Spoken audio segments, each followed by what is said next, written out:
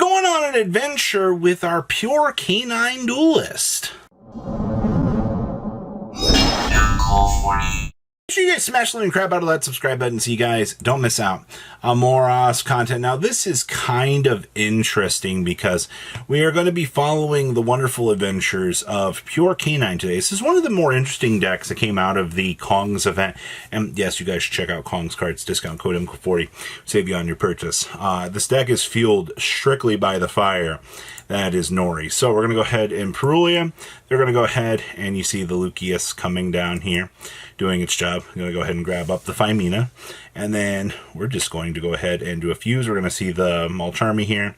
We're going to go ahead and stack up. We get our free draw, which is a Lantern. It's pretty good, actually. See the setting on the back row into the activation, into the fusion of Glumal, and we see the rotation up into both of the traps.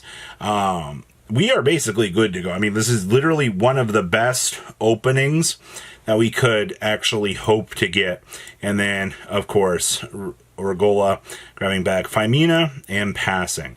So we got 2 draws off of that, which were very, very good cards. And we've also got the Chaotic Elements loaded up to see what we could do. But we're still going to have to play through all of this, which, interestingly enough, we do not really have crazy value on that. We'll see where we go here. Extrap's going to go ahead and sculpt us 2 new cards. They're going to go ahead and attempt to negate it with Flame. You're going to see the Droplet coming down here. Going to go on ahead and help us do our thing. All right. Gotta love getting the 2 draws into Nib and Imperm, but it gets the job done. Like, this is literally just fine. All right. We're going to go ahead and Chaotic Elements on into the Jokul, the last piece we need here. And then Jokul Reveal Lantern. Go ahead and special up both. All right. They're going to go ahead and actually kick this off to recur back to try to draw. That was an interesting choice. Jokul will grab us Izuna, and we are now basically off to where we need to go. Here comes Ripper. We're going to see the Moonlit Chill coming down. We'll go ahead and Jokul now, or Izuna, mill down Lupus. Lupus, go ahead and see the second Ripper coming in. We'll just go ahead and play the game like this. They're going to go ahead and Ogress. We'll negate that. And we're going to grab... So the cool thing about the Pure build is we actually get to play Release Restraint, which this actually lets us mode change actually during, the battle phase. We're not limited to the interactions in the main phase like the other one. Case, going to go ahead and grab Lantern. Jesus, we have so much. All right. So we're going to go ahead and attack over because we are now active with this. You'll go ahead and see the damage and then the rotation into the monster for a game. Well, that game was actually pretty solid because the only thing that we had to do down here was sculpt further into the deck, and then all you have to do is start the chain that is Jokul, coming through Lantern Lupus. You didn't even have to normal summon the Nori that game, which is kind of crazy to think about because with as much resources as that was generating, that's crazy. This also definitely kind of proves how good Chaotic Elements can actually be as a card. Now, this hand is not the greatest, but I mean, honestly, Chaotic Elements will just sculpt us into this. So you're going to go ahead and just see the set. This is essentially nearly unplayable across the table, which is really, really sad, actually, because this is your trade-off with playing this deck, right? Like, you have big guys, and unfortunately, if the big guys don't get the chance to actually come down and do their job, but as long as we've got plenty of other things here, we drew another Nib.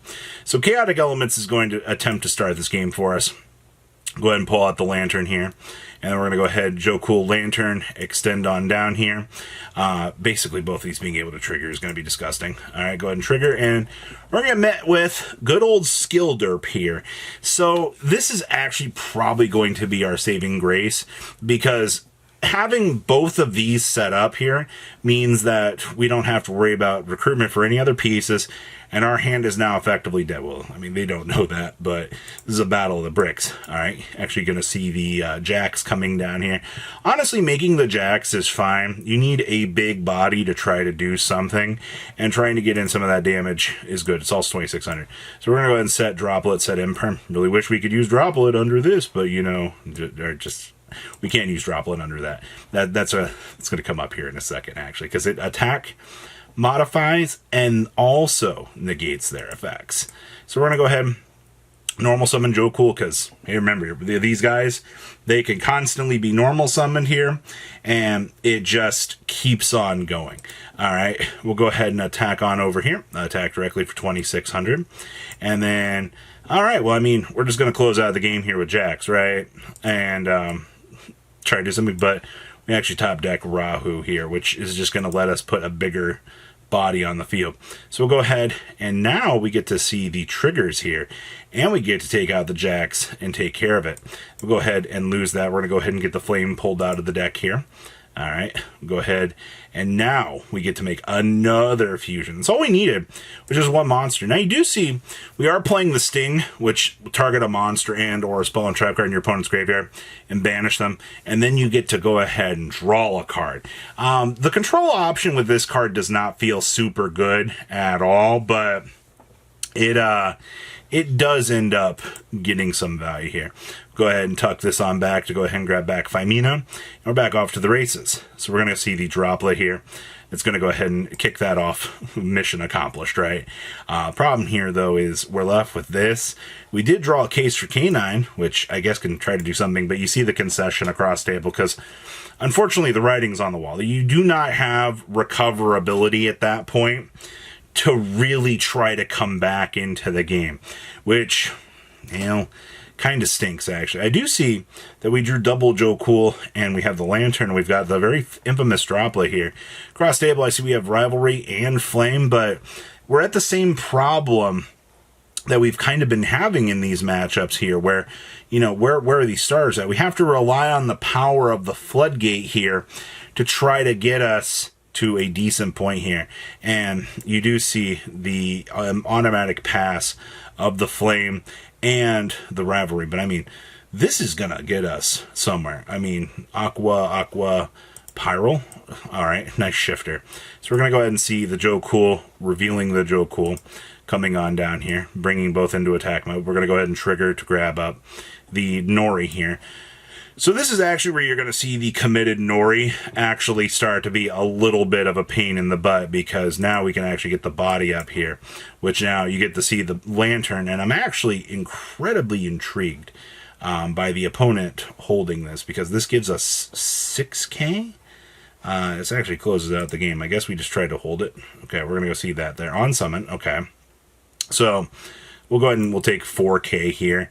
I mean, this is enough to kind of pressure us and try to do something, but we also see the shifter. Oh boy. And we drew a Gamma Seal. Man, that's really, really sad, because I love the fact that we can Aqua, and then we can attack over the Joe Cool. That's hilarious. That actually keeps us in the game. Now, obviously, our opponent can just normal summon this Joe Cool and, you know, trade in here. Go ahead, normal that. Go ahead and grab up a Nori. That is some game state right there, if I've seen it. All right, we'll go ahead and get the crash in here, and we'll take the 2K. I do see we drew a Phimina now. Well, that is a body we can set. All right, Joe Cool's going to go ahead and grab a Nori here, so we can keep playing. Swing on in. I mean, we got plenty of monsters for days here. All right, we finally got a Rahu off the top, which is going to get Ash, which is fine. We have to set the Veiler here so we can do our thing. Now, obviously, we have a Nori here. Okay. See, it's really sad because, like, if we had been able to keep a little bit more underneath the conditions, but I mean, these Noris just get to continuously kind of come in now. This was a really rough matchup for our Draco Tail player. It's very interesting to see that they did board in things like Gamma Seals. I think that this is definitely going to be a nicer thing to kind of try to mess around with in terms of the meta, because, you know, having these monsters that you can recycle back to your hand just is going to get you some free resources just so you can kind of answer your opponent's entire field. I understand why you're doing this, but this is such a weird matchup for this deck. Also, I mean, you get to see Shifter, you know, running around here, just kind of shutting this down. Granted, Shifter really didn't do much in this sense, but it does tend to try to do some stuff and actually work out. So, what do you guys think? Please leave a comment down below, tell me what you guys think, and I will see your beautiful faces back here later today, guys. Patrons, thank you.